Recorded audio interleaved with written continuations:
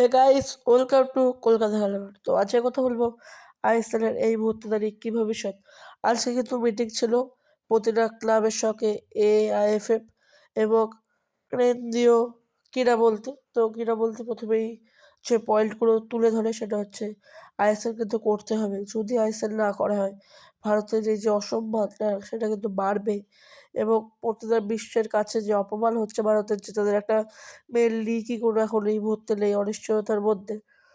তো এটা কিন্তু বলে এবং প্রেশার ক্রিয়েট করে যে তোমরা সূচি তৈরি করো, কিন্তু এআইএফএফ আর ফেডারেশন কিন্তু কিছুই করেনি আজকের এখানে। এবং যতদূর বোঝা যাচ্ছে ফেডারেশনের কিন্তু আর ইচ্ছা নেই এই লিগটাকে টেনে নিয়ে যাওয়ার, কারণ ওরা ঠিকই তো একটা কোম্পানি লক্ষ লক্ষ কোটি কোটি টাকা দেবে এবং তাদের ইচ্ছে মতো কিছুই হবে না, সবই হাইকোর্ট এবং এআইএফএফ চালাবে। তো এটা কিন্তু ঠিকই, এবং দেখা যাক কি হয়। এই মুহূর্তে আইএসএল এর ভবিষ্যৎ কোথায় যাচ্ছে। মোহনবাগান একটা প্রস্তাব রেখেছিল এই মিটিংয়ে যে প্রত্যেকে একসঙ্গে মিলে লিগটাকে যাতে চালানো হয়, লিগটা যাতে না বন্ধ করা হয়।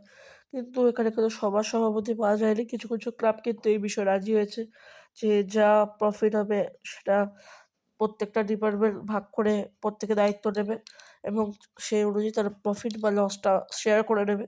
কিন্তু অপর দিকে ইস্টবেঙ্গল কিন্তু তারা বলেছে যে তাদের পক্ষ থেকে যে বক্তব্য ছিল যে এই লিগটা যদি হয় 2 মাস হোক বা 3 মাস হোক, কিন্তু হোক।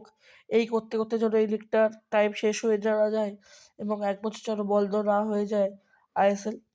তো দেখা যাক, যতদূর অর্ডার আছে সূচি তৈরি করতে কিন্তু বলা হয়েছে, কেন্দ্রীয় মন্ত্রী বলেছে। এবং দেখা যাক কি হয়। যতদূর একটা হাওয়ায় একটা খবর ভাসছে, জানুয়ারি থেকে হয়তো বা আইএসএল স্টার্ট হতে পারে। এখনো কোনো কাগজ কলমে কিন্তু নোটিশ পাওয়া যায়নি, জাস্ট হাওয়ার খবর। তো এই হচ্ছে আইএসএল এর ভবিষ্যৎ। কোনো আশা একটা ছিল, কিন্তু আর কোনো আশা দেখাই যাচ্ছে না।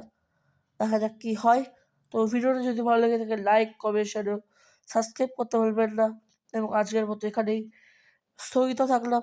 পরের একটা নতুন ভিডিও এবং Indian super league, Mohun Bagan, Indian football update নিয়ে আপনাদের সঙ্গে আবার ফিরবো। তো চলুন, বাই।